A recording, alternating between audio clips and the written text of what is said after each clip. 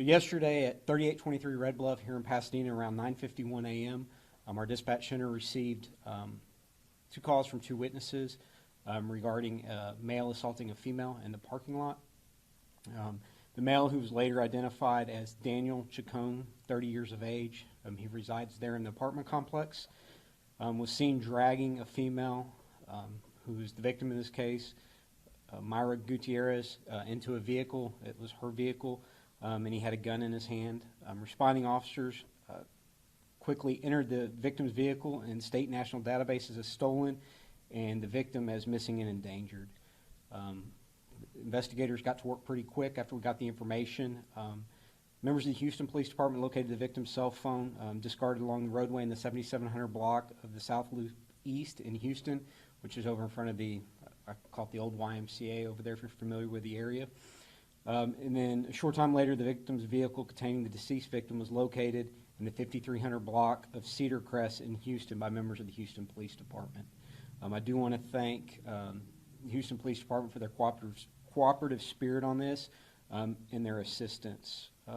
Being that we had already begun to investigate it, we have taken the lead on the investigation despite the victim being located in Houston. As you know, the suspect is currently charged with aggravated kidnapping. His whereabouts as of right now are unknown, but we have numerous resources out there trying to find him. I'm confident that somebody knows where he is, and we're asking for the public's help in finding him. And you can remain anonymous by calling Crime Stoppers at 713-222-TIPS. And just before coming down here, I spoke with the District Attorney's Office, and they're reviewing the current case, the aggravated kidnapping case, and are considering upgrading charges. Through this investigation, we learned the victim and the suspect have had an off-and-on 2-year relationship, and they share a 5-month-old child together. The victim, prior to this assault, was at the suspect's apartment to visit their child. And sometime between September 1st of last month and September 14th, the victim moved out of that apartment. She was living with the suspect there, but sometime during that 2-week time period, moved out. I believe most of you are also aware that there is a history between the victim and the suspect, at least here in Pasadena. I'll run through those two cases really quick. On September 1st, 2022, the suspect in this case actually called the Pasadena police reporting that the victim was driving a vehicle with their child intoxicated. Officers got out there, investigated. They learned that she was not intoxicated. And during the course of the investigation, she made allegations of an assault that had occurred several days prior there at the apartment. She alleged during this assault that there was a firearm involved. Officers were diligent. They lawfully searched the apartment, and no firearm was located to corroborate what she had said.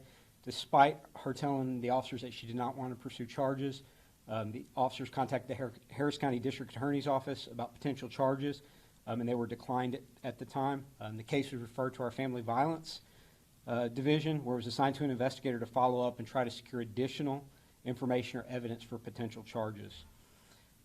One other thing that we did, on September 7th, we contacted the Bridge Over Troubled Waters, which is one of our partner agencies that provides services as an advocate for victims of domestic violence. We reached out to them and provided them with the victim's information in hopes that they could try to reach out and contact her. On September 14th, at about 9 a.m., the victim went over to the suspect's apartment there on Red Bluff. She had moved out at this time to visit their 5-month-old son. While they were there was a disturbance and an assault occurred where the victim reported that the suspect grabbed her by the hair and drug her through the apartment. The victim reported the suspect had assaulted her numerous times in the past. Several hours after this occurred, she contacted the Pasadena Police Department. We responded, went out there, took all the information, took a report, tried to locate the suspect at that time with negative results. Again, officers contacted the District Attorney's Office about charges. However, they declined at the time and asked us to refer it to family violence investigators for further follow-up. So the same investigator had both the case from the 1st and the 14th. The one thing I want to say is charging decisions by the DA's office have to be based on evidence to establish probable cause. And a significant factor in that is that the victims have ongoing conversations with investigators, and we have to rely on the victims for this evidence. close here just now. The domestic violence is a crime that we take very serious. We actually, the first agency in the state, that we have started a partnership with the district attorney's office, the Bridge Over Troubled Waters, and some other social services to identify high-risk victims of intimate partner violence to try to break the cycle. So from an initial look, I believe our officers and investigators followed protocols, but this case highlights how quickly these cases can evolve. Investigators and officers are invested in these cases, and when a tragedy like this strikes, we always look to see if there's anything that we can do better. And again, we're going to have a press conference on Thursday to kick off Domestic Violence Awareness Month. And I'll take any questions. Can you tell us how old Ms. Gutierrez was? She was 38, and he was 30. The suspect. How she died? Gunshot wound. Did the father have custody, or was there any custody agreement? My understanding is he had custody. Do we have any idea at this point where he could be? Do y'all believe he's still in the country or in the area? We don't know for sure. I know he's got ties to Mexico, but I'm told that he hasn't spoken to them in a number of years. I think our big thing is, what do you want people to take away from this? Because I know that this family feels like, you know, she did reach out to police. She reached out so many times. You're saying there wasn't enough evidence. So what is the takeaway? What should people do in these situations? So the biggest thing is trying to get out of it. And what I'll tell you anecdotally, what I see is oftentimes not having the resources to get out. And so while, you know, criminal charges is one solution, the other is having the resources. You know, there's oftentimes, you know, a lot of mental abuse that goes on in these cases as well, and so becoming reliant, you know, disconnecting them from family members, they don't work, and so they become reliant on the abusers oftentimes. And so, to me, really the important thing is trying to break that cycle. And, you know, like I said, criminal charges oftentimes are one step in that, but there's a lot more that goes on behind the scenes to try to break that cycle, and that's where, you know, the resources that are out there and trying to connect folks. You know, the Bridge Over Troubled Waters is a great, you know, resource for that, and family members. Because oftentimes, you know, people are aware that this is going on, but it's reporting it and then staying involved through the process after you report it. Did the system kind of fail in this perspective? Like, how are y'all looking at this? Just because your agency has been involved in this case for months now. Right. So we have to have, you know, victims' cooperation throughout the process. You know, and again, you know, decisions are based on evidence, and, you know, we have to have cooperation of the victims, you know, for evidence. You know, the offense that occurred, or the report that was made on September 1st, that was actually from several days prior, where she made the allegation. And so, you know, the officers, again, at this point, they searched the apartment to try to corroborate that, you know, the gun, those things. And so, you know, they took the steps to try to, you know, take it to its end, and that's why it was assigned to an investigator at that point. Because what other evidence can we find? Something, you know, I say to push it across the finish line to get to probable cause. And Chief, just kind of sticking to that point, the family at this point is blaming Pasadena police for what they're saying failure to prevent this from happening. What would you want the family to know directly? We took this very serious from the beginning. We, again, tried to connect with our, you know, oftentimes family violence victims don't want to cooperate with the police for whatever reason. And so we realize that. And so, you know, this case and other cases we'll refer over to, again, the Bridge, because there's sometimes, I guess you could say, a friendlier face than law enforcement, or perceived as a friendlier face than law enforcement. And so, you know, having different avenues, if the criminal justice system isn't the avenue, you know, that the person wants to take, that there are other avenues that are out there, rather than, again, just criminal charges. You know, I will tell you this, you know, the investigator, you know, did his due diligence and, you know, trying to bring the case to a conclusion. Where was the child during the assault? And can you say where the child is now? Are they safe? The child is safe with family members. I believe the child was at the apartment. There was his new girlfriend, I guess you could say, was living with him there at the apartment, and so the child was there with the new girlfriend. What would your message to this suspect be if he was watching this right now? Turn yourself in. We're going to find you. Whether it's today or tomorrow, we will find you. So I just want to confirm the last few incidences, September 1st and September 14th. 14th. So the one that was reported on the 1st actually took place on August 28th, and then the other one was happened on the morning of the 14th, and it was reported around 1 o'clock in the afternoon on the 14th. So all of this recently happened? Yes. Leading up to Yesterday. the time of death here? Yes. And you mentioned the same investigator was on both incidents. Did the investigator try to press for more, or just when they went to the DA's office, their hands are tied at that point? The investigator made attempts to contact the victim, several attempts to contact the victim. And again, this is where we've got to have cooperation with the victim, because to say we were stuck at that point, from what the initial responding officers had to what the investigator had was nothing new. It's the same. And so that's where we need, cooperation throughout the process to try to secure new evidence or something to get to the probable cause threshold. Do you know at that point if his background was ever looked into for prior cases? I am not sure of that. And just to be clear, you're only looking for one suspect right now? Only the one suspect, that's correct. What's the possible timeline of charges being upgraded? I know they want to move pretty quick on that. What my quick and what the DA's office is quick sometimes it's different, just because of the legal thresholds we got to get through. So Was the weapon found? to this point, it has not been located. Can we get some statements in Spanish? I sure can. Statement in Spanish, roll. Anything else for me? Step away. So is there any chance that anybody else could be involved? Like, I know you said that the girlfriend was inside. Is there any chance that she could also be charged here? At this point, we don't have any evidence that anybody else was involved or assisted him. But that's the other thing. Anybody that helps him hide from this point forward, they could be charged.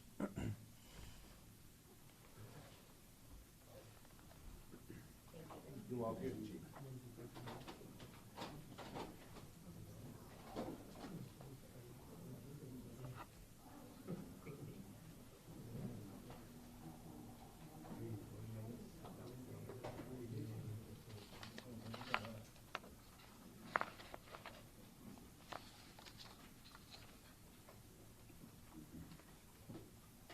Go ahead.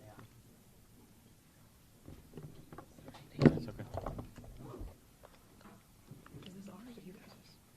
I believe that's y'all's. We don't have any.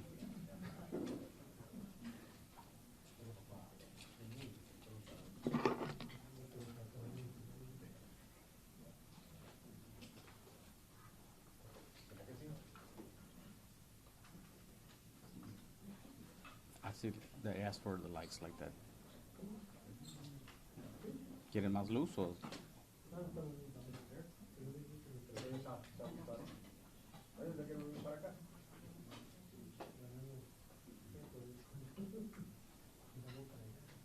Do you want the lights a little bit? No?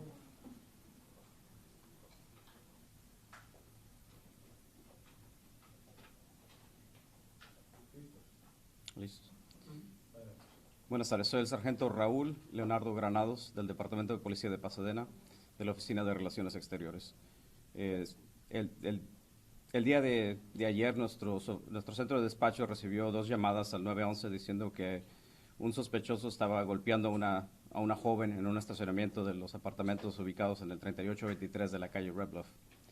Nuestros oficiales se dirigieron directamente al complejo de apartamentos. Desafortunadamente, para cuando ellos llegaron, el incidente ya había sucedido y la pareja ya se había retirado de la escena. Nuestros detectives y oficiales también inmediatamente empezaron el proceso de buscar el vehículo para tratar de cerciorarse de qué había sucedido. Un momento después, con la ayuda de los oficiales del Departamento de Policía de Houston, nuestros oficiales lograron encontrar el vehículo, pero para ese entonces ya era demasiado tarde. La joven había perdido la vida de un disparo. Entonces nuestros detectives empezaron una investigación para tratar de averiguar qué es lo que sucedió, ¿verdad? Entonces nos damos cuenta que ese es un caso de violencia doméstica. La joven que perdió la vida y el sospechoso en ese entonces habían tenido una relación anteriormente y de esta relación habían tenido un hijo. El hijo estaba bajo custodia del sospechoso y ella fue a visitar a su hijo. Allí fue donde sucedió la agresión y empezó el secuestro. Después de haber localizado el vehículo con la joven adentro del vehículo, nos damos cuenta de que ellos también habían estado involucrados en otros casos de violencia doméstica anteriormente. Uno de ellos que sucedió el día 28 de agosto, en el cual él llamó a la policía diciendo que su pareja traía al hijo que ellos comparten y que ella estaba ebria. Nuestros oficiales llegaron e investigaron el caso, se dieron cuenta de que ella en realidad no estaba ebria, pero cuando hablaron con ella se dieron cuenta de que ella hizo una acusación en contra del sospechoso diciendo que él le había apuntado un arma a su persona. Nuestros oficiales inmediatamente, con permiso de ellos, hicieron una búsqueda dentro del apartamento y no encontraron ningún arma, pero como quiera llamaron a la fiscalía para tratar de asegurar un caso en contra del sospechoso, cargos en contra del sospechoso. Desafortunadamente en ese entonces no se aceptaron cargos, entonces eso se refirió a nuestros detectives para que ellos hicieran una investigación más a fondo. 2 semanas después, ella llamó a la policía diciendo que él había agredido dentro de su apartamento que compartía en ese entonces en el 3823 de la calle Red Bluff.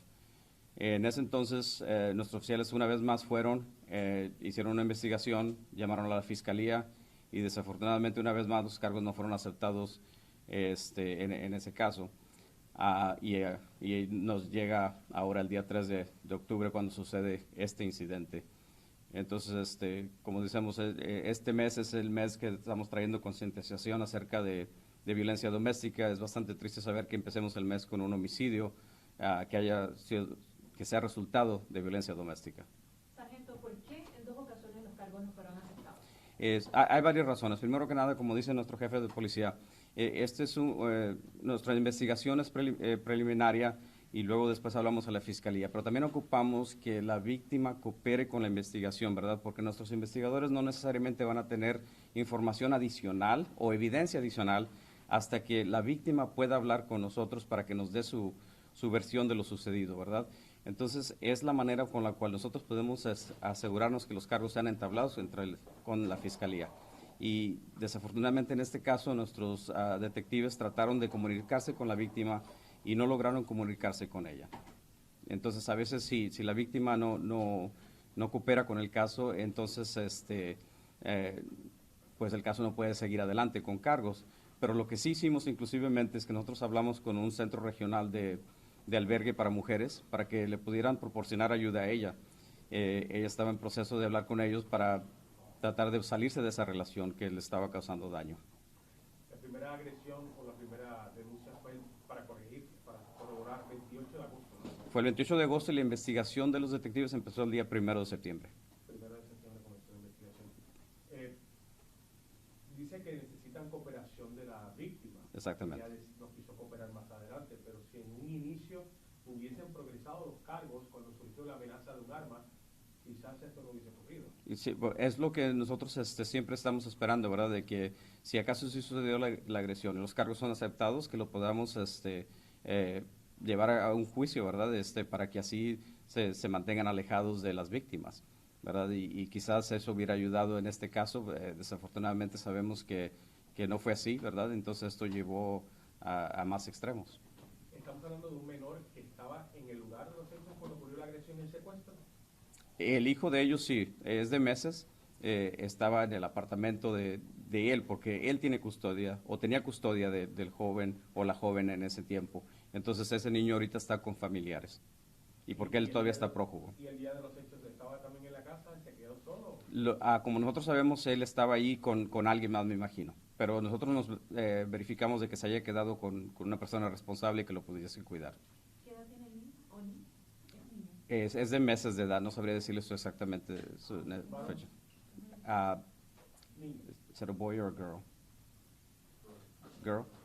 Es una niña. Sargento, una preguntita. Para entender un poquito más cómo ocurrieron los hechos, si él tenía la custodia del niño y la víctima llegó a buscarlo al apartamento, ¿cómo es que surge el secuestro de ese lugar hacia otro? Ella llegó a visitar a su hija. Entonces, afuera del apartamento sucede el asalto, ¿verdad? Y después el secuestro, y él con un arma la fuerza dentro de su propio vehículo de ella y se la lleva de la escena. El homicidio en realidad no sabemos dónde sucedió, pudo haber sucedido en nuestra ciudad o en Houston, pero sabemos que él manejó hasta el 5200 de la calle Crestwood en Houston, ¿verdad? Entonces ahí fue donde encontramos el vehículo con la ayuda de Houston. ¿Qué vehículo era? Era una GMC Yukon, de modelo reciente. ¿Qué nos dice de esta persona, Chacón? ¿Tiene historial? ¿Una persona se le considera peligrosa? Pues, obviamente sí, ¿verdad? Nuestra opinión es de que él obviamente es la persona que cometió el homicidio, ¿verdad? Entonces es sospechoso en ese entonces. Entonces cualquier persona que haya cometido un homicidio con un arma de fuego es peligroso no solo para la ciudadanía, sino también para los oficiales que lo puedan aprender. Pero el cargo presentado hasta el momento es... De secuestro con agravantes, esperando que sea la muerte capital en contra de él por haber cometido el acto de homicidio.